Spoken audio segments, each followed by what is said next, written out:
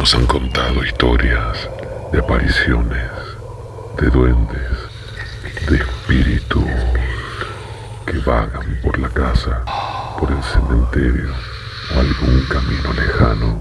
Esas historias de apariciones son las que vamos a compartir aquí en la noche de terror. Esta historia que voy a contarles la narra Mabel, que vive en la provincia de Tucumán, exactamente en Yerbabuena. Quería compartir con nosotros esta situación paranormal que le tocó atravesar años atrás. Me sucedió junto a una prima. Esto pasó en la provincia de Salta, cuando tendríamos unos 14 años aproximadamente. Habíamos ido de vacaciones a la casa de esta familia nuestra en la provincia de Salta, en un lugar que se llama La Viña.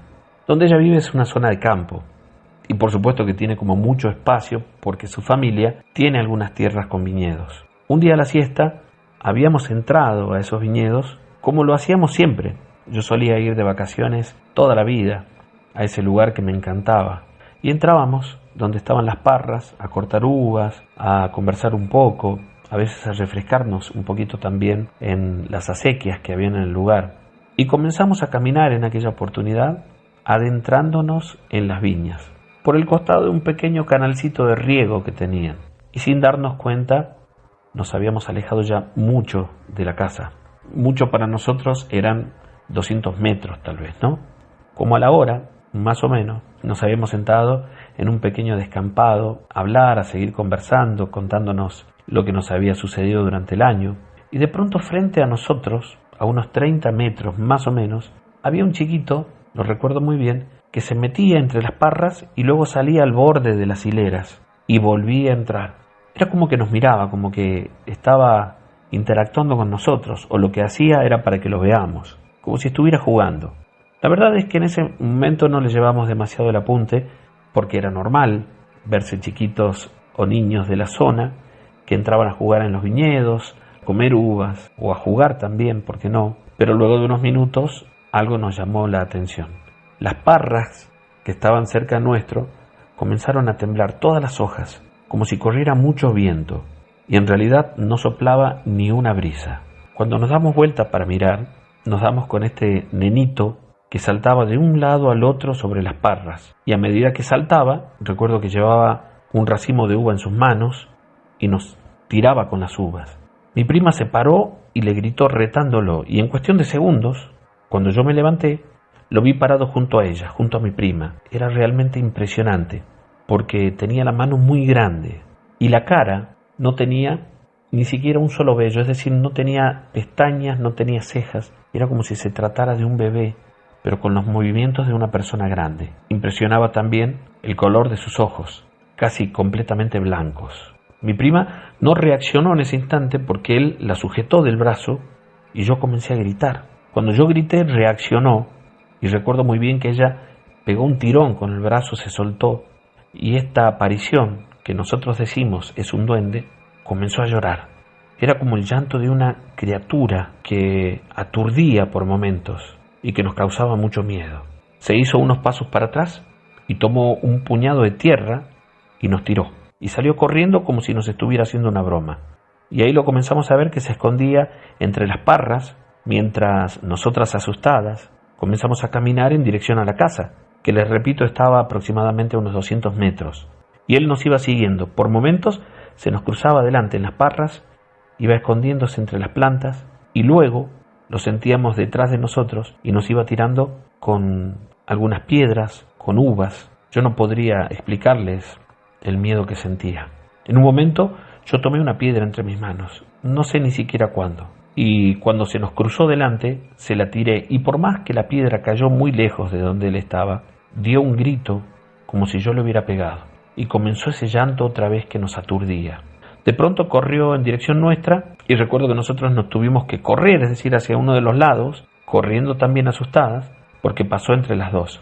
Cuando pasó entre nosotras nos cubrió un aire caliente y un olor extraño, un olor realmente muy fuerte, como de algo en descomposición, y se tiró al suelo. Cuando se tiró al suelo, yo le dije a mi prima, bueno, corramos, vamos, y él comenzó a correr como si fuera un perro, es decir, en 4 patas.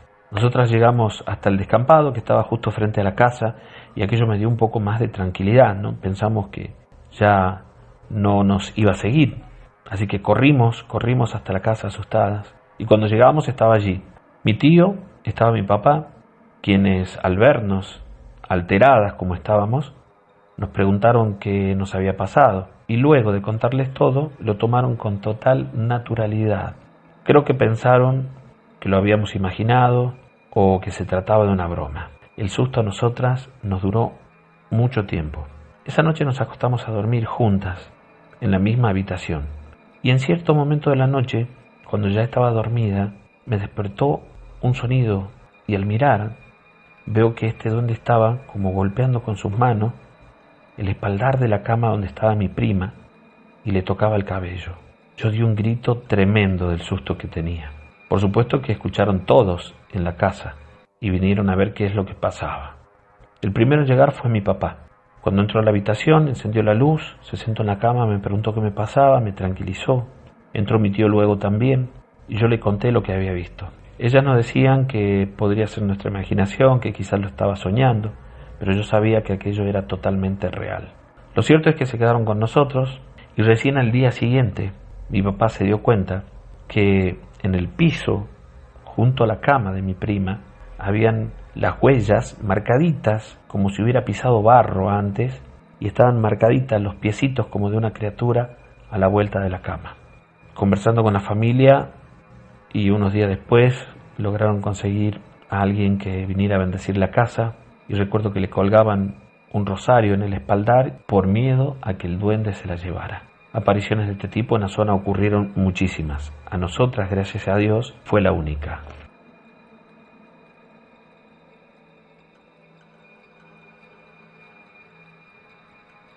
Esta historia la narra Darío. Es medio difícil de relatar y espero hacerlo de la mejor manera porque tiene muchos detalles. Lo que voy a contarles ocurrió allá por el año 75. Vivía por entonces con mi familia en la zona del Ingenio Amalia, en una de las viejas casas construidas por el ingenio. Para quienes no viven en la provincia de Tucumán, los ingenios se instalaban y construían barrios a su alrededor para los trabajadores. Una de esas viejas casas era nuestra.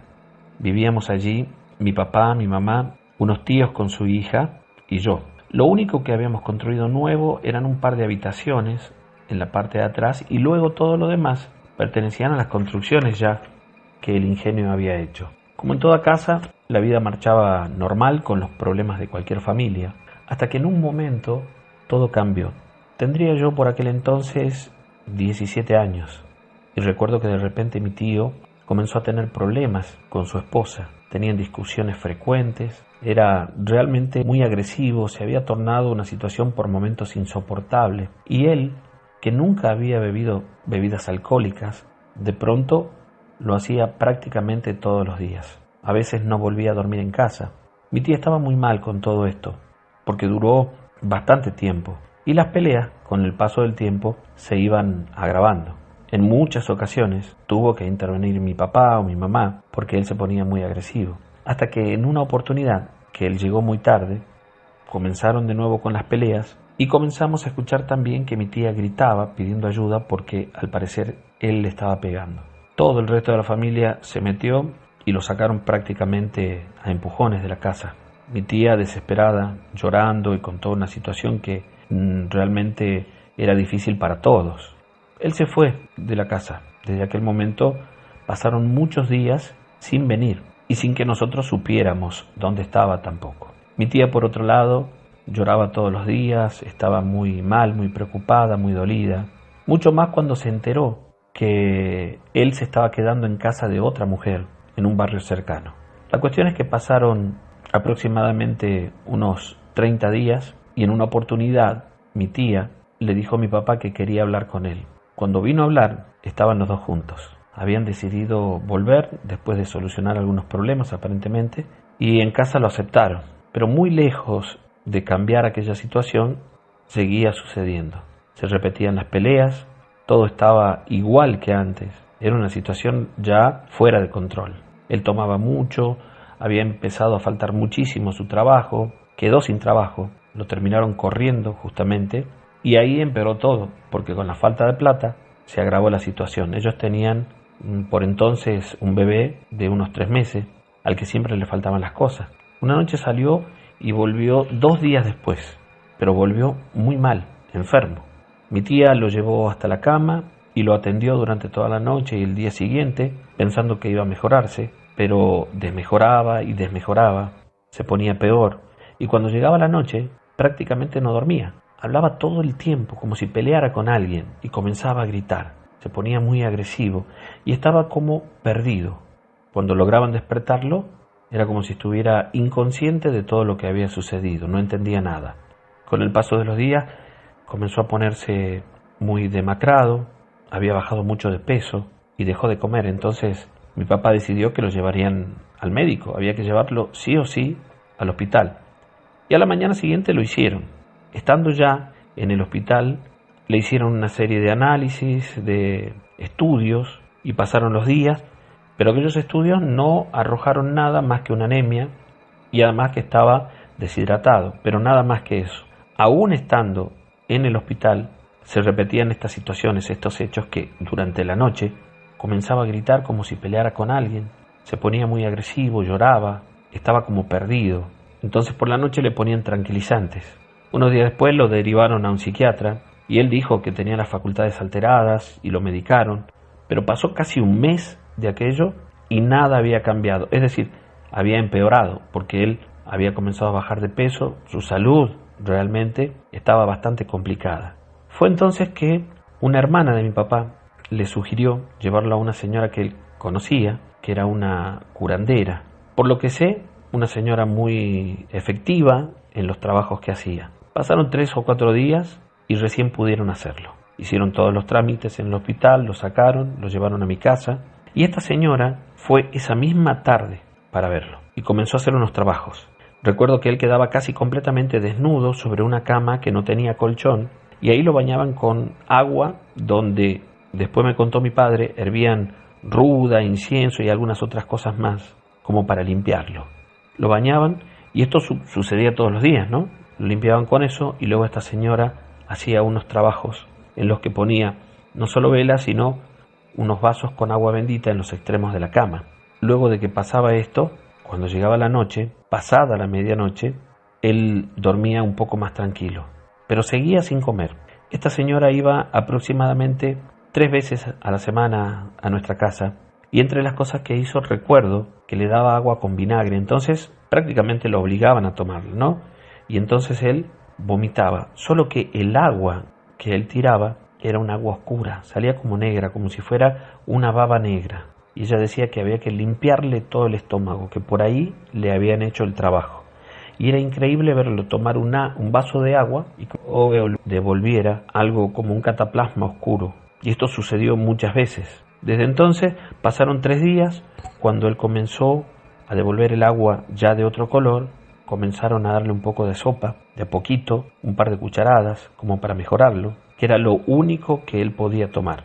Recuerdo también que aquella sopa se la preparaban con agua bendita, algo increíble, pero lo que te cuento es totalmente real. De esa manera comenzó a mejorar, aunque seguía como perdido. Por ahí tenía unos minutos de lucidez. Pasó casi un mes y esta señora vino una noche y luego de que lo bañaran con esos preparados que ella hacía, le ató unas cintas en la muñeca que tenían muchos nudos y ella le pidió a mis padres y a su esposa que la ayudaran. Esta señora encendió unos carbones en una lata donde quemó incienso y algunas otras cosas más junto con una foto que le habían tomado unos meses atrás. Fue entonces cuando pidió que lo sujetaran a mi tío e intentó abrirle la boca, pero no podía y se puso muy agresivo. Casi no podían sujetarlo hasta que lograron ponerle en la boca agua bendita.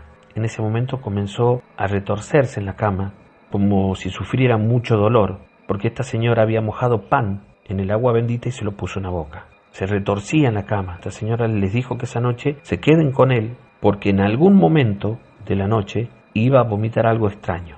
Les dijo también que no lo toquen, que le tiren agua bendita que ella había dejado y luego lo sacaran y lavaran con vinagre el lugar. Fue mi papá el que se quedó con él. Y luego de vomitar varias veces, cuenta mi papá que expulsó como una bola de gusanos y que a él lo asustó mucho y lo impresionó mucho. En ese momento llamó a mi tía y entre los dos limpiaron de la manera que esta mujer les había dicho que debían hacerlo. Él se quedó como dormido por un rato y unas horas después despertó. Lo llevaron, le dieron un baño con el mismo preparado con el que lo hacían todas las noches. La señora vino al día siguiente, muy temprano, y les dijo que lo dejaran dormir, que él iba a dormir prácticamente todo el día y que cuando se despierte iba a pedir agua y entonces que le den el agua que ella había llevado en una botella, que era agua bendita. Y así sucedió. Durmió casi a las 7 de la tarde y cuando se despertó, casi ignorando todo, pidió agua y le dieron el agua bendita, que esta vez no tuvo ninguna reacción en él. No tenía noción del tiempo que había pasado, ni sabía por qué estaba ahí. Desde aquel día comenzó a mejorar lentamente hasta reponerse. Pasaron varios días hasta eso, por supuesto. Y la señora que lo curó vino una semana después y les contó que le habían hecho un trabajo muy fuerte. Ese trabajo había sido hecho por otra mujer también. Tiempo después nos enteramos que la mujer con la que él había estado viviendo era justamente una curandera también. Increíblemente, esa señora, por esos días, había fallecido en un accidente sobre la Ruta 9. Pasaron aproximadamente 3 meses y todo volvió a encaminarse, volvió a la normalidad, a estar bien, pero hasta el día de hoy, aquella mancha en el piso donde él había vomitado eso que llevaba en su estómago, no se fue nunca. Quedó una marca, quedó una mancha blanca, recordando aquella situación por la que él había pasado.